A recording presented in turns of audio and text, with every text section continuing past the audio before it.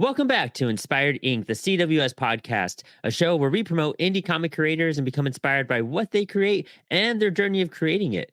Today on the show, we have Rey Garza, creator of Tank McGreggor, and we talk about how experience in different mediums can actually fuel new art, and how sometimes a story just needs to sit and grow before it's ready to produce, and finding comfort in your genre and exploring others at the same time.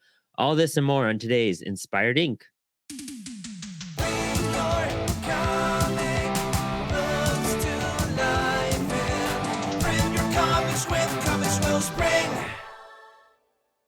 What else have you been working on besides Tank McGregor? Apollo City Comics did the Yeah, Cybersync anthology just we have your recently. submission for that. My submission for that was a 6-page cyberpunk story that takes place in a future Laredo, Texas. Laredo is the border city where I sort of grew up. Nice. I grew up in the I Mexican forget side you're of also from nowhere. Texas. Yeah. Well, I'm from Mexico, right? But it's like right on the border with Texas, so it's like interchangeable, right? So Mhm. I grew up in Nuevo Laredo, but I went to school in Laredo and stuff. So like Laredo is in my heart. So once I finished that one, I just really liked the idea of like setting more stories in this like fictional Laredo. So I Nice. kind of kept it going and I'm expanding on it. And it's sort of shifted. It's more from like a cyberpunk story to just like a futuristic city story. So it's got elements of cyberpunk, but it's got elements of just like future noir. It could be anything. It's still sort of like very fluid in my head as to what it is, but I've been working on it and I've been drawing. I've got like 11 pages down so far Oh, on the wow. story I'm doing. And then aside from that, I recently have been talking with another writer. I don't know if you've ever heard of or met Kevin Garcia. Yeah. Dude, that's Yeah, sick. Kevin Garcia. Okay, so like I met up with him at a con that we were both at, and he saw some of my like World War II drawings that I had because I have some pinups, some like Tank McGregor pinups, and they're very like World War II ish. So he saw those, and he's like, "Here, I want to show you this," and he showed me like this script that he wrote, and it's got to do with like superheroes in World War II and how they're like dealing in the present day with the things they had to do in the past, you know. So it cuts between like old timey footage of them battling like robot Nazi soldiers, and then it cuts to like them being interviewed in the present, just talking about it. And it's such a weird thing, and it reminded me of like Watchmen. It reminds me of a lot of like Golden Age comics. Um, and he asked me if I'd be interested in drawing that, so I started drawing that for him as well. So that's been taking up a lot of my time because I've never collaborated with someone else to where they were writing and I'm drawing. I was So about to I'm say, very yeah. like nervous and I'm having to like second guess like, wait, is this good just for me or is it good enough for like someone else? You know, so it's like it's this weird thing that I never had to do before, which is like trust my instincts and also kind of like put that extra like put someone else's perspective into it, you know, so I can make sure I'm getting their vision down on paper. Now, It's as hard. somebody who's been like a writer and an artist this whole time, do you feel like, and you've been presenting your own work, you're not having to represent anyone else besides you at this point. Do you feel more nervous and like intimidated to present your work for someone else at this point? Present my work just as an artist. Yeah, like, showing them, like, the completed pages or trying to, like, see Oh how yeah. their feel for it, like, Yeah, does no, it take you absolutely. I'm back a getting a little bit? little better.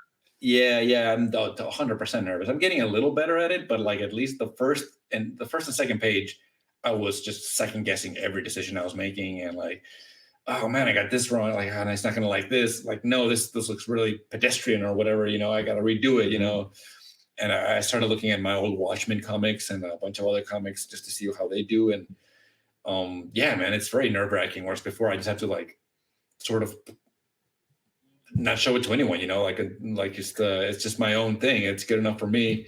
And before, also when I draw something for myself, like when I'm working on Tank, I'll draw something and then it'll stay there and I'll go on with the rest of it. And then I'll come Mhm. back to it like weeks later and I'll more clearly see like what needs to change or like I'm not happy with this anymore or whatever. I feel like here I can't do that because I'm presenting it to him like a few days later after I finished it, Yeah, So I don't that have makes that sense. like luxury of like leaving it in a bin for like a month and then seeing if I still like it or not. It's So it is definitely a lot more stressful. have you altered your style or the way you construct your pages because of that at this point?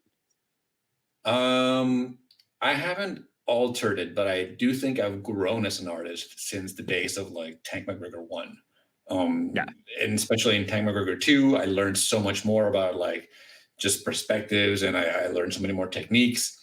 And then between Cosmic Colossus and this one was like a year of me just kind of like drawing variant covers for other people and just like Mhm. studying other people's tactics and strategies more. And it just sort of like evolved my style into something where I'm not sacrificing my style for the sake of someone else's vision. I'm doing the way I would draw it, but it's Mhm. very, very different from Tank McGregor. Tank McGregor is, at this point, to me, in my eyes, it's a little more cartoony. It's way Yeah. more like, a chin is just like a square jaw, and things like Yeah. that. A lot more just geometric in its shapes. And this one that I'm drawing now, and even the cyberpunk one that I did for CyberSync, it's a lot more natural. There's more like human faces, and it's just an evolution of like the way I draw. So it looks a little more realistic. It looks very cartoony. It's just the way like my style comes out, but it's a lot more realistic. That's awesome, and that's great that you're taking on different challenges to create a story too.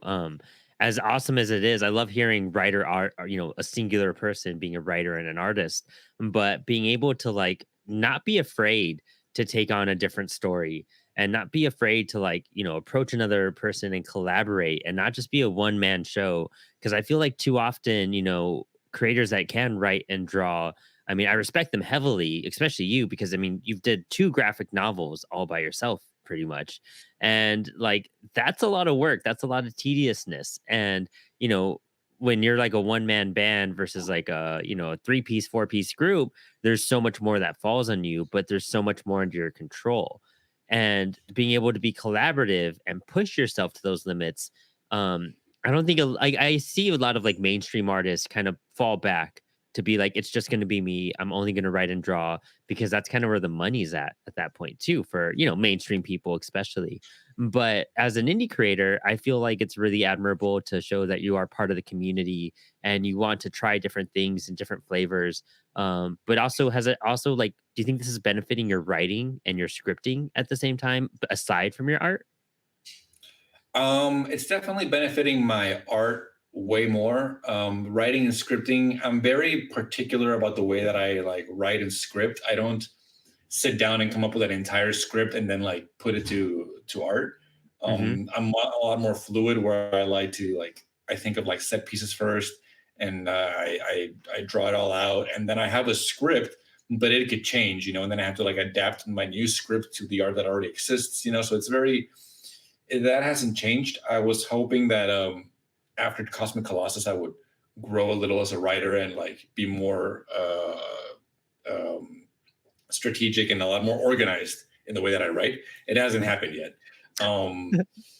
But it's what I wanted. I definitely wanted to collaborate because I wanted to have that experience of like drawing for someone else's words and basically having someone else's vision that I had to relate to the page. Because too many times, as a writer artist, you're doing it all, and at one point you don't know if it's good or not. You're like, it's Hmm. I like it, but like no one else has seen it. I've had zero input from other people, you know. So I wanted to have, like you said, that challenge of like having someone else in the kitchen with me making something, and I never really meet anyone where I'm like, oh man, we should work together, like, or Hmm. no one ever like comes to me and like we should work together.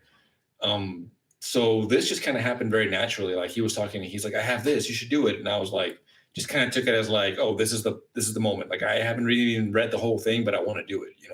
Nice. Do you think that's like an intimidation factor too? I mean, people seeing you put out Tank McGregor Volume 1 and 2 as graphic novels, one man band. Do you think that's why you haven't had more like approachfulness on like combining forces? Do you think people just think you're too busy? Like, what's your take on that aspect? I haven't thought of it. I mean, I don't think people think I'm too busy. Like my insecure head just goes to like, oh, people don't really like me or whatever, Oh, because or everyone people don't like. loves your work for sure. That Yeah, Mike well, maybe Mignola you know, style you have going on is so, it's you can tell that influence there for sure. I know it's one of your heavier influences. But mm, like I feel like everyone would want to put out someone who could draw in that Mignola style. And you're just such a prime candidate to be doing so many things. That's why I was so happy you did a Cybersync story because I wanted to see what you would do outside of Tank because I know you have a bunch of other ideas we've discussed in the past on like Apollo and just personal conversations. Um, do you think you would probably go this route as you kind of take a break from Tank to kind of see how it does for you creatively to refuel and like really maybe change your approach to creating projects in general? yeah, I think if I were to make another tank, which it is like in the pipeline, like Tank 3 is definitely something I want to do. Um, I think if when I make the next tank, my process will be a lot more different, and the way I look at the structure of a page will be different, just based on everything I've learned from from Kevin Garcia's writing and Hmm. from working on CyberSync. CyberSync, I loved working on CyberSync, man, because it was like straight off Cosmic Colossus. I wanted to do something different, and I was approached by Alex Batts, or he didn't even approach me. We were like in some podcast together, and he was like, "I'll never forgive you for not submitting to CyberSync," and I was like, "Yeah, like I'm sorry, I don't really have an idea like for it. Like I really don't have like a thing I wanted to like I think you cyberpunk. were I've never done cyberpunk." promoting the An Outcome the Comics anthology during that, and it was with all of us, Yeah, and we gave you a bunch of crap live yeah, on you're air. promoting something else. But literally that night, like I thought of like I don't even think I didn't have the idea set, but like I thought of like a kernel of an idea, like oh that'd be cool. Maybe I do have something, and I asked Alex like when do I need to buy it, and he's like in like about a week, and Mhm. I'm like all right, I can do this. So I did like 6 pages, inked, written, drawn. I colored it myself all in like a span of a week, and it was like a really cool like little challenge. It was like a marathon that I did, and I felt super proud of it. And like to this day, I feel those 6 pages are some of the best writing I've ever done Oh, in my entire nice. life. It's that Only because pressure I like cooker the way status. it. I like the way it all worked within the confines of 6 pages. I take that like it can only be 6 pages as such a nice little challenge. Like, all right, Mhm. what can I do in 6 pages that is kind of like uh, uh, that is cool and engaging enough? And it's like, well, if I do like a fight scene, it's gonna take up the entire thing, and then what's gonna be the story? So I thought I gotta have like the excitement of a fight scene or like the promise of a fight scene, but then like doesn't happen, So it's a fight scene with words, So that was like the idea behind it. So that's what came out of it. And you also come back from a screenwriting background too, if I recall correctly, right? And do you Yes. feel like it was kind of like going from making like a major motion picture, Tank McGregor, 120-page graphic novel, to a 6-page story? Do you think it was like from major motion picture to testing yourself with a short film and seeing what you could do with that confinedness? Is that like a reasonable enough comparison? Yeah, no, 100%. And it is a lot harder to make short films and short stories than it is to make features, because features you have like an hour and a half, 2 hours to tell your You have story. And room, you could I mean, yeah, breathe, you have and room.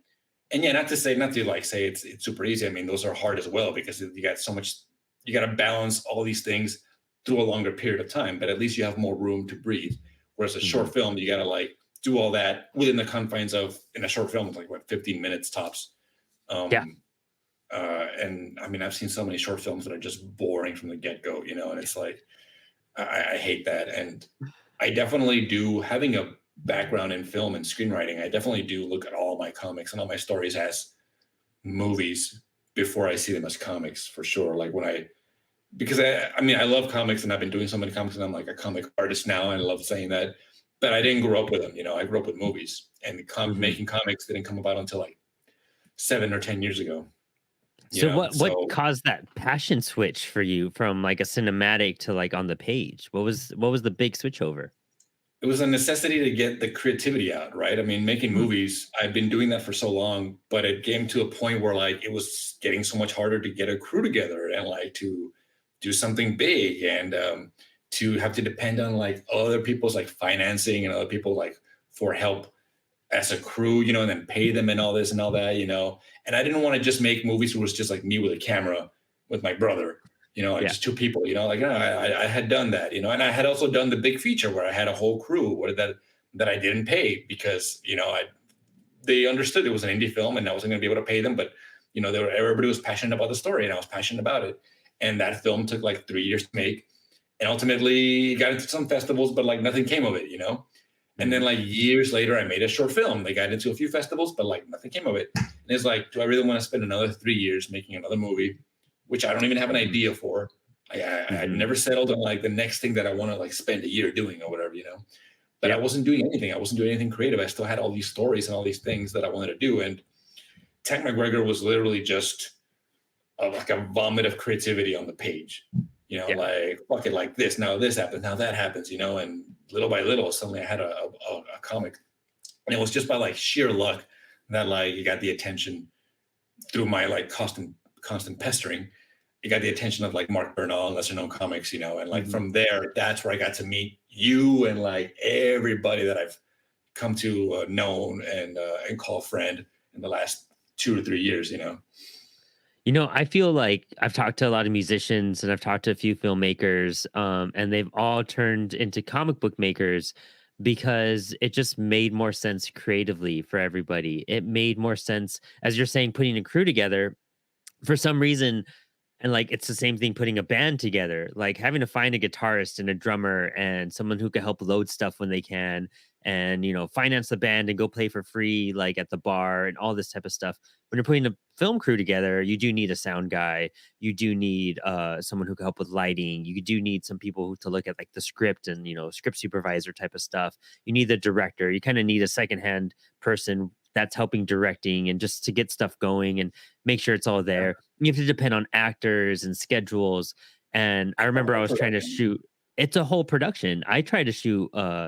It was gonna be a series of short films that we're gonna combine into one big movie, basically.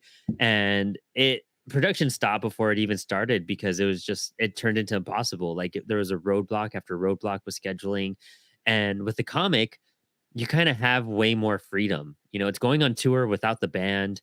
It's putting all the work down individually at home and working almost at your own pace and leisure. Um, Having those deadlines are important and they help, but it seems to be like less pressure and you get to express yourself a bit more because like what you're saying with this other artist, they love your work, they love your art, they love what your ideas that you're bringing to it, so you're not having to go and play by someone else's rules. You're still playing by your own at that point and having the Mhm. fun and freedom. You're going to have, maybe I don't know if you're going to do letters for this one too, but say you have a letterer on top of that. I mean, that's only adding one more person to just slap stuff onto the layer, and it seems way more feasible, than a film or a band that you're about to go in the studio with, where you need an engineer and stuff like that. Like, and it's Yeah. so much money to rent a studio, to rent movie equipment, and granted, comics are pretty expensive too, but I feel like it's on the bottom barrel of price wise in comparison to these other ventures. Um, Right. Yeah. Like making like it's whereas making a movie, or I'm not sure about making a band, but like making a movie, there's so much cost in actually making it, and then there's those like that added cost of actually getting it out there. Whereas I feel oh like yeah, comics, at least from where I am in the comics game, it only costs money to start getting it out, to get it printed. You yeah, know, because it's Everything all else, you. I'm completely self-sufficient. I've already got all my gear, everything. Like it's already paid for itself, like from years ago. So it's like Mhm. I'm completely self-dependent, self-sufficient, and I can do just everything on my own, like you said, on your own time. And do you feel like Tank McGregor would have ever been a film if you had the chance to make it? I mean, Tank McGregor, the script started as an animation. Oh, It cool. was like going to be like a 30-minute animation, like a pilot episode of something, and I wrote Nice. it 6 years before I did the comic. Oh, Like nice. I Okay. wrote it because I had before that I written something called Space World, and Space World was the same vein, like it was just like outer space, wacky, goofy shit. Mhm. Um, and I forget who I know now that has like a space janitor in their comic, but I had a space janitor in my comic. So it was like that same sort of like crazy, just Futurama vibe, and I had a lot of fun like writing that one. I was making that one into a comic. But then in the offshoot of that, I wrote Tank McGregor as a way of like, oh, but I want to, like, I still wanted to make movies and films and animations. So it's like, I'm going to write a pilot. So Tank McGregor was originally a 16-page pilot for a TV show. And Wow. Nice. then years later happened, and I had broken up with my girlfriend. I moved out of that apartment, and I was in my new place. It was completely alone, and I found the script, and I just started working on it. And those 16 pages, as they are, almost nothing changed from the final product.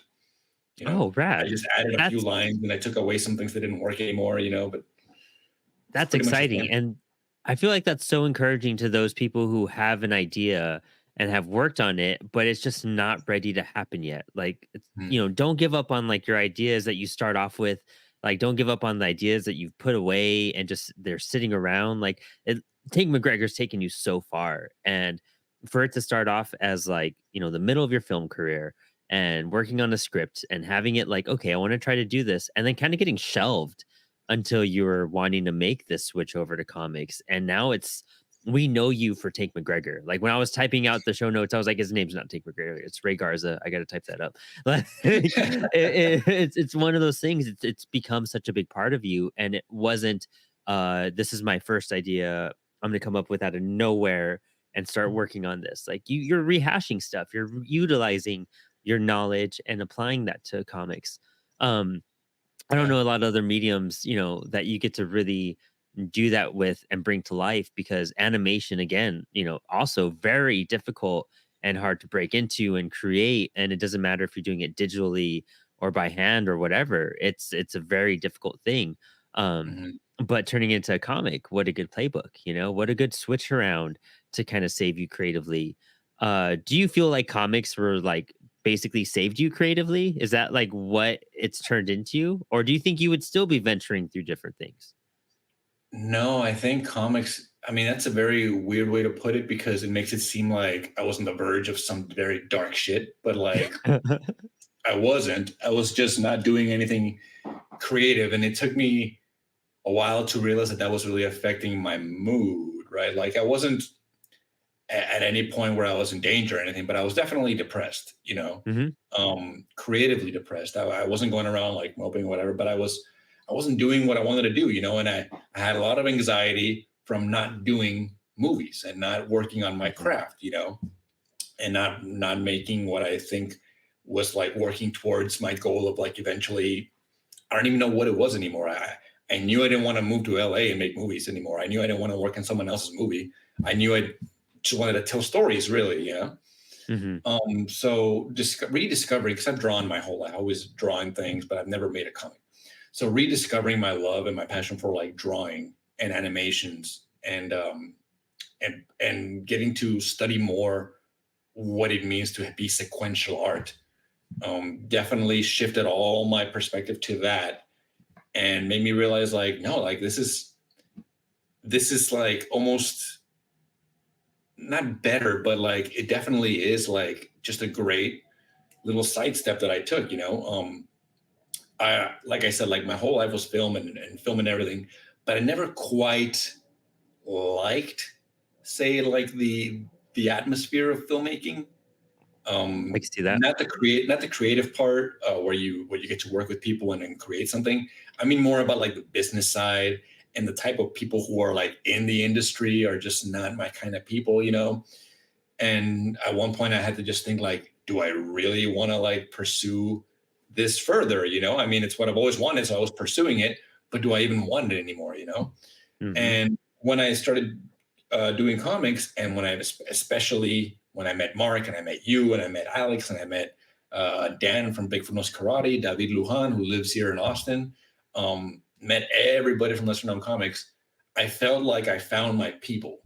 Yeah. Like there's that phrase of like, oh, you found your people. And I never really even like knew what that meant until I found my people. Like it's the kind of I people where totally know what you mean there. Yeah. say I can say crazy shit and crazy ideas I had, and everyone's like, "Oh, that's awesome! That's a good idea. Let's write it down." Like it's like, wow, like no one, like nowhere else does that happen, or like where people just kind of like really like your art, and they're genuine about like wanting to read your stuff. Whereas like in films, it's like, oh, come see my short film, and I'll go see yours. Oh yeah, yeah, yeah, yeah, sure, whatever.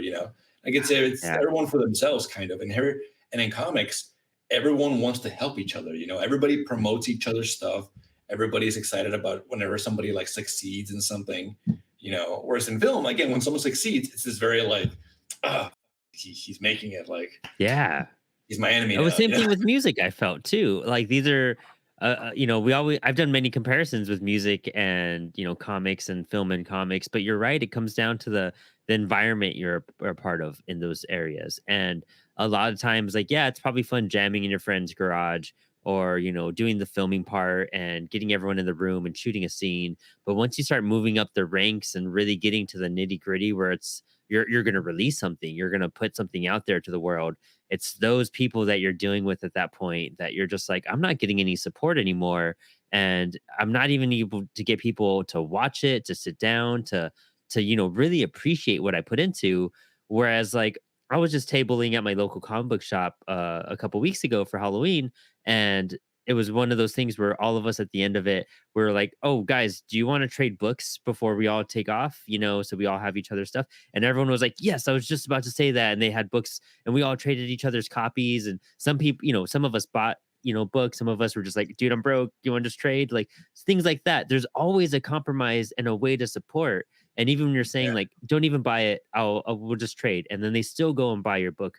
And you're like, dude, thank you. Like that type of support means so much because they really get how hard it is out there. And right. I don't I don't come across a lot of indie creators that are like pushing down other indie creators. They might be giving advice, they might be wanting to suggest things, but to help them grow, to help them get better, to help them to make it easier for them in the future.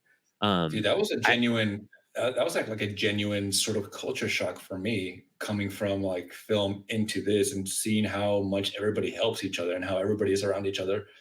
Not that I'm like a bad person that would do anything bad, but like I definitely yeah. had to like take a like a step back and be like, okay, like this is different from like I've been to film festivals where like you meet people and you meet other creators and other indie filmmakers, and you're all like, yeah, like I'll go watch your movie, and then maybe you can watch mine. Yeah, what time is it? Sure. And you go watch their movie, and they have a Q&A and everything. And then when it's time for yours, it's like no one there, you know, like just no Yeah. one shows up. Or like there's like a slate of short films and yours is going to be last, and like as soon as like theirs plays, they leave, And all their and friends leave with suddenly, them. yeah, exactly. And suddenly like yours plays and there's no one left in the theater. And it's such a humiliating experience. Oh yeah. It's somewhat different in comics because there's no like screenings and stuff, but again, like everybody's like, hey, how's your Kickstarter going? Or like when you do a Kickstarter, everybody immediately like boom, everybody like puts in the, Reposting tags, yeah, like reposting and contributes, and even if it's like a it's digital insane. buy, lowest tier, whatever, like you're just happy that someone was like, "Dude, I'm glad you just supported it with $10. Like you didn't have it and you did it for me." You know what I mean? Like that's the cool part Right. about some of these people. And it's about finding that community and just interlinking and being good to them so they could be good to you back. And it's Right. that whole paying it forward mindset. And that's Yeah. just embedded with comics for some reason. I think because we're all just like insecure, scared people who have been down these other avenues with music and film and different types of creative projects. And now we see this. And like you said, the culture shock of like, oh, I have support, I have some help, like I have guidance, I have people helping me promote, I have people helping me get out there. And now I'm inspiring people by just like doing what I was just trying to kind of make a book. Yeah. Do you think Tank McGregor 2 would have happened if it wasn't for the community and if it wasn't for No. the reaction to stuff? No, and I was actually about to mention that right now before you asked it. So you're a good interviewer. Um, you're like, ah. No, yeah, like absolutely not. Like Tank McGregor 1 happened because I was essentially like creatively dry and bored. And then when I did it, I felt I was going to get out of my system and that was it. Or I was going to like have that and I was going to put all my effort into just that. Mhm. Um, but then I met Mark and I met you and I met Lesser Known Comics and just I met Dan. And after all that, it became like a no brainer. Like I have to do a second one. Like everybody loved the first one so much, and like there's so much love for it, and I got so much help promoting it and stuff that like I'm gonna do a second one to show them what I can really do. Yeah. And that's how Tank 2 came about. And now it's just like a given that I'm gonna keep working on comics. Like, what's the next one I'm doing? What's the next one I'm doing? Whereas I wasn't gonna make it like uh, one comic after another thing. It was going to be a one and done, you know. But it's like, what else am I going to do? You know? It's kind of just like a creative outlet you just had to, and just had to get that out, like what you're saying. You're craving something creatively, you're able to express it, and at that point, you're just like, "Okay, now I gotta figure out the next maneuver." But luckily enough, things paid off enough, and you already knew your next move. You're already on move 3 and 4 now at this point, Yeah. 5 and 6. Yeah. You Now know, I are think in terms of comics, for sure. And do you still pull a lot from films as you work on these new books? Do you still pull from like, shots from like, from a director's standpoint? Do you still like really go into like maybe even structurally film wise? Or are you trying to play around more with the comic medium to see what you could kind of do? Half and half. Like I feel like the structure of like the three act movie structure, like the three act paradigm, is very innate in me. So I can't just like ignore that. Like when I think of stories, I think in that sense, and I try Mhm. to translate that. And in a way, I kind of like that because I feel like everybody who's making comics, who's grown up making comics, and who's studied comics their whole life, are making comics the way everybody's been doing comics. And I feel like that's actually kind of unique in me that I can maybe bring something from another medium into these comics. You know, like I was thinking the other day, why are like the credits for comics always in the first page? I want to do one where the credits roll out through individual panels as if you're watching a credit sequence, you know, like Ah, in nice. first middle and Yeah. scene. I've never seen that. Like I'll do that, you know. So it's like things from movies that like bleed into things that I want to try in like the comics, you know. Hmm. In terms of like shots and stuff, not really. I feel like you can get a lot more creative with shots in comics, you know, Nice. whereas in movies you can be very creative, but like a lot of the crazy shit that you see in comics can only be done like in CGI. And to me, Yeah. CGI, that's a whole other thing. You know, it's not really filmmaking, it's CGI. Yeah. So it's more fun That's to a do whole it in nother comics. team you're trying to get together to make that film Yeah, at that point too, exactly. you know? Yeah, precisely. So definitely what I get from movies these days is more like inspiration and ideas, not so much structure. Hmm. But what did I see the other day? I saw like I was watching Scavenger's Reign on HBO, which is a Okay. amazing animated show, and just the ideas that they explore and like the feeling that that show evokes is something that I don't want to rip off what they're doing, but I want to rip off that emotion. You know, does that make sense? I want to Hmm. rip off the Yeah. feeling. I want to translate what I'm feeling there into mine, into my stuff, into my work, you know. Yeah. Video games are a huge inspiration too, man. I just finished playing Alan Wake 2, and Oh, that whole cool. Nice. game, yeah, that whole game is just like, I mean, I was a huge fan of the first one, and I'm a huge fan of everything Remedy makes, in particular, everything that Sam Lake writes. Oh, cool. He's like a huge inspiration the way he thinks and works, and he's doing some things that are only possible in video games, you know. So it's like, oh, I want to Mhm. be like the Sam Lake of comics, you know. I want to like take his weirdness and his like super abstract ideas and bring him here. And how do I do that in a way that it's not just confusing, you know? So it's very inspiring.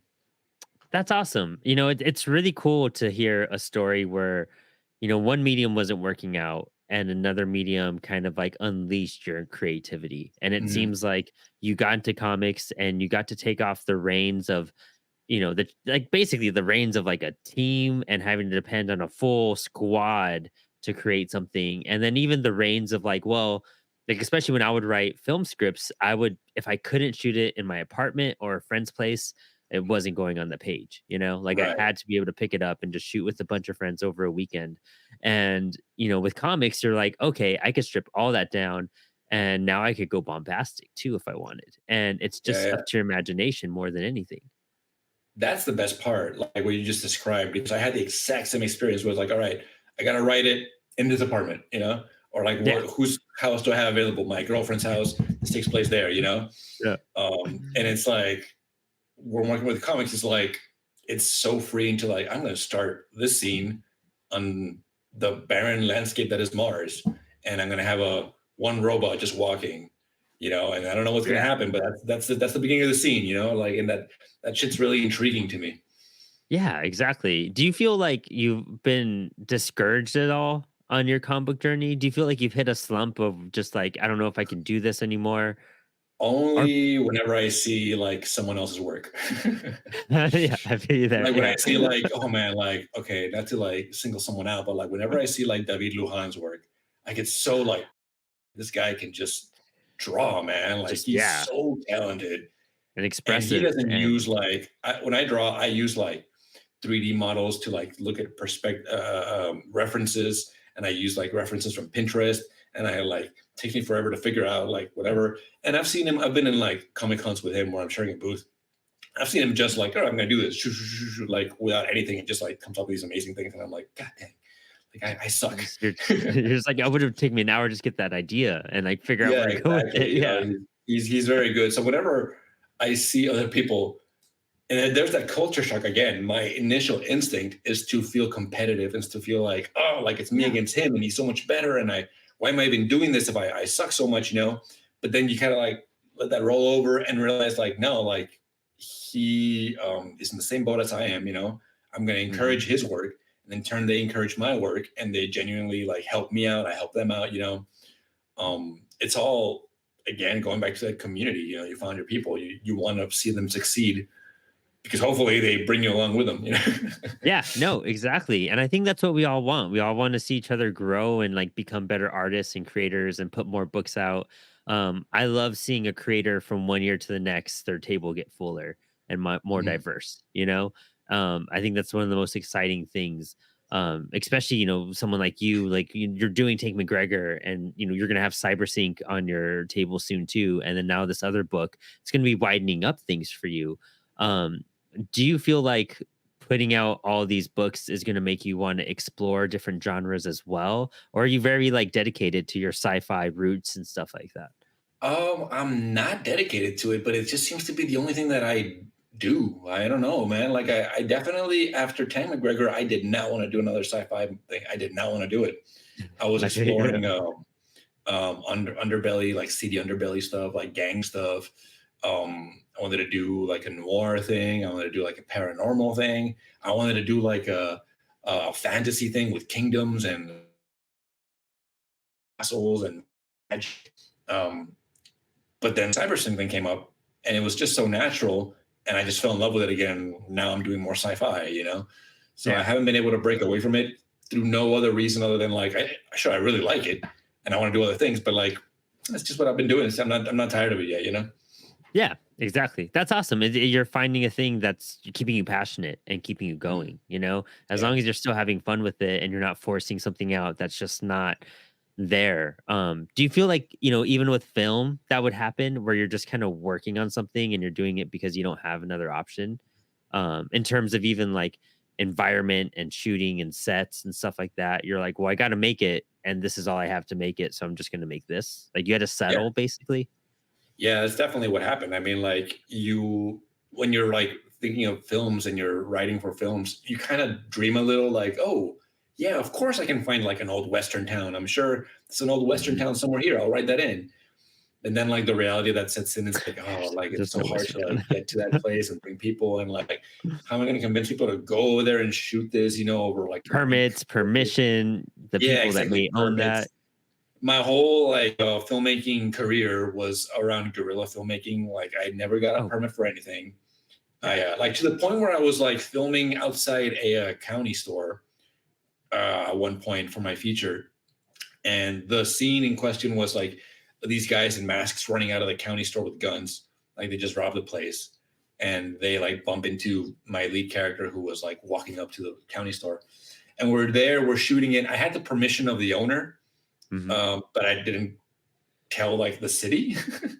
Oh my gosh, yeah, So, okay. dude, listen, and I have the footage of this happening because I didn't stop rolling. But after a few takes, I get like squad cars pull up, and like a whole slew of like SWAT people like coming out of their cars with like not AK, like AR-15 rifles, and like telling us to Yes. like drop our weapons and stuff. And we're like, we're making a movie, you know.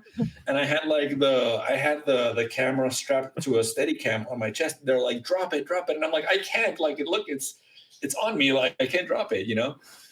And that's actually again, it's from not getting any permits and stuff. That kind of went off on a tangent, that story. No, it's But great. That's yeah, like eventually you just kind of like find yourself in a rut of like just writing stuff that happens in your apartment, you know, mhm. stuff that happens in And your backyard.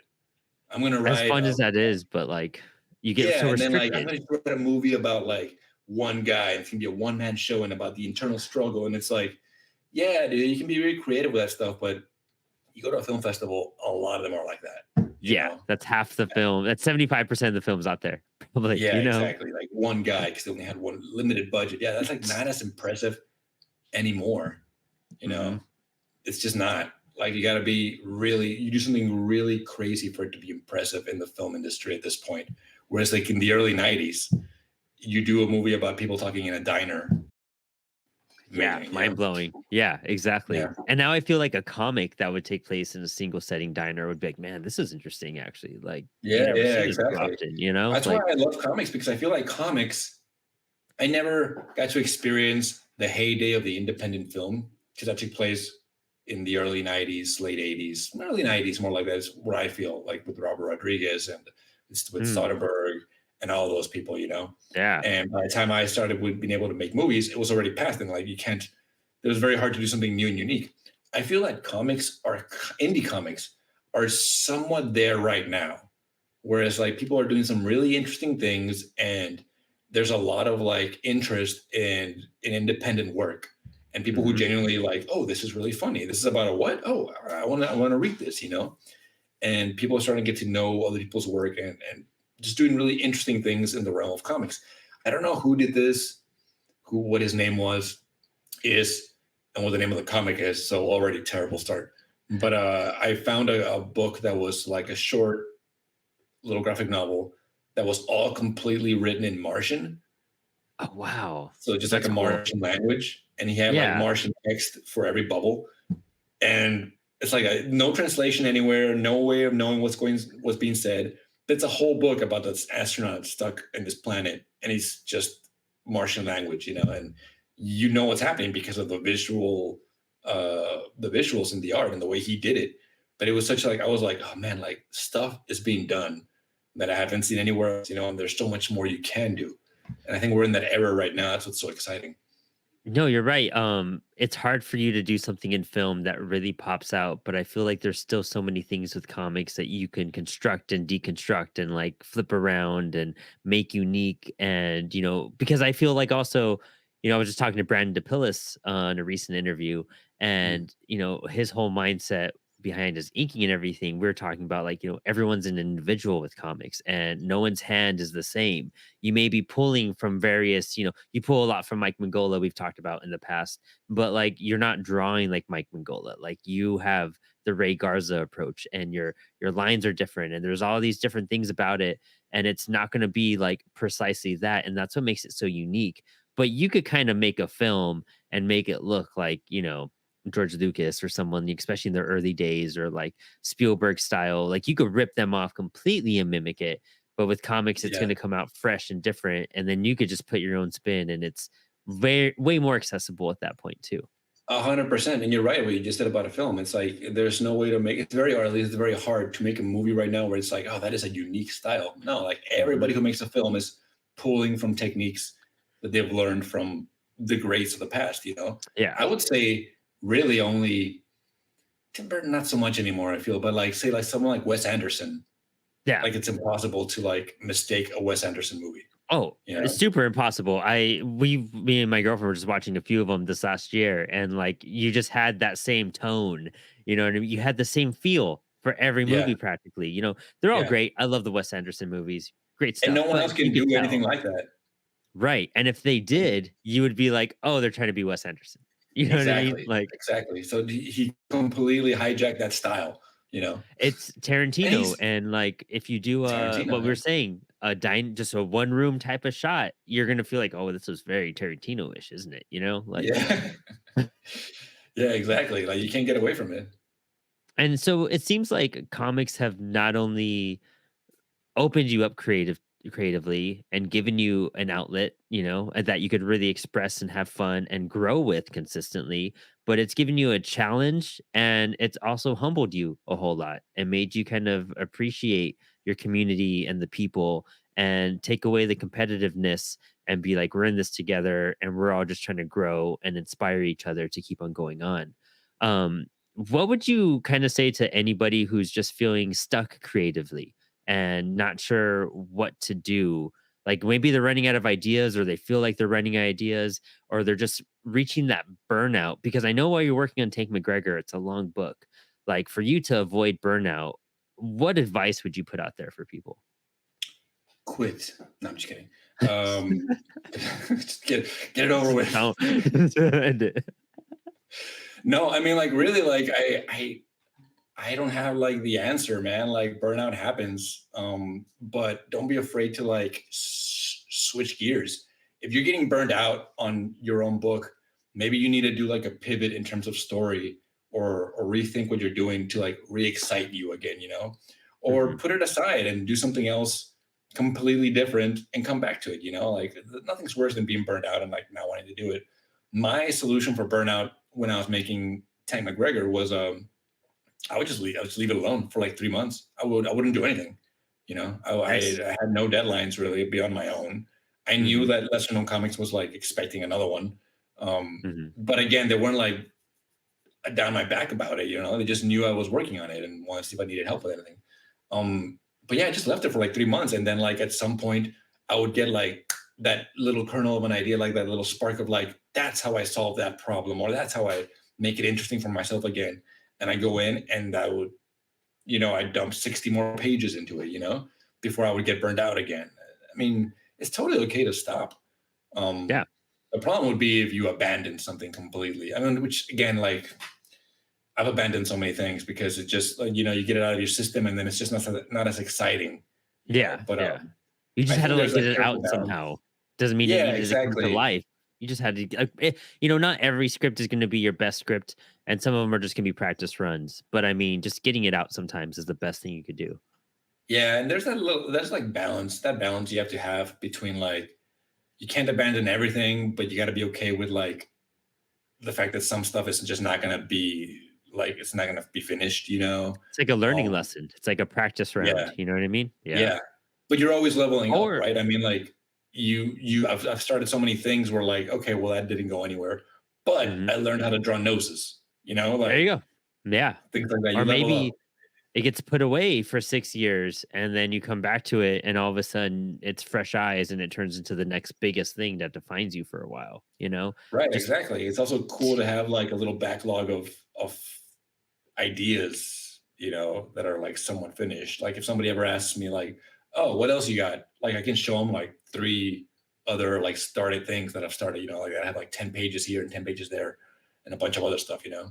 nice. Um, I mean, that's how Teenage Babylon happened for me too. I thought of that when I was in college, just trying to. I was actually on a similar route that you were. I was just doing crazy sci-fi stuff when I was doing prose writing, just really deep, like Michael Moorcock, like just time travel crazy sci-fi. And then I was like, I want to write like what they always say, write the story you want to write. And I was super into like mm, Kevin Smith, and I want to do something like comic book but nerdy but punk rock. And I worked on the first draft of Teenage Babylon.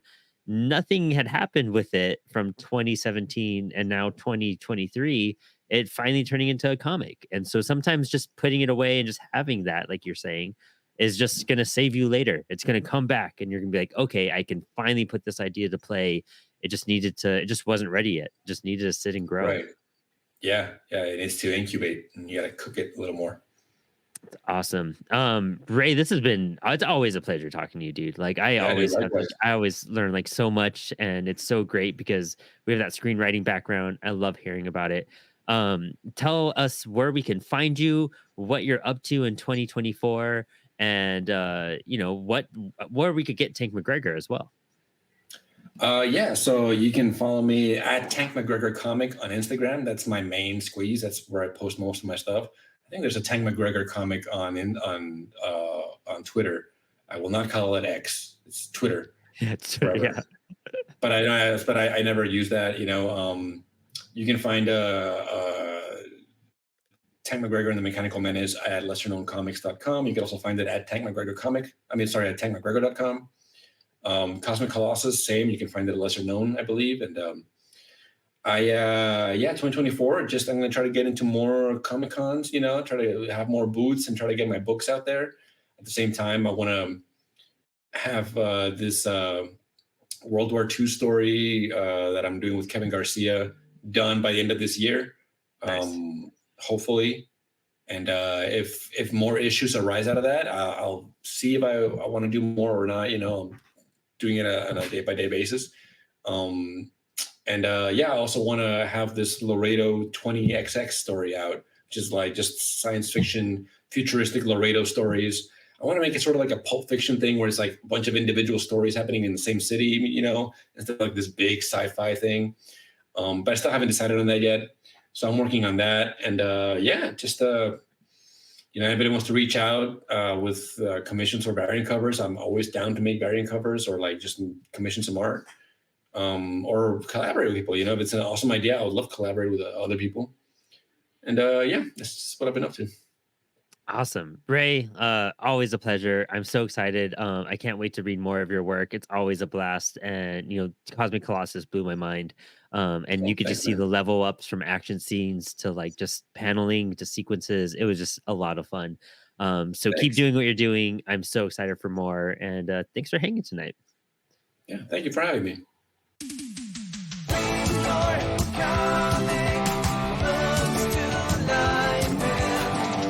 Comics with Comics will spring.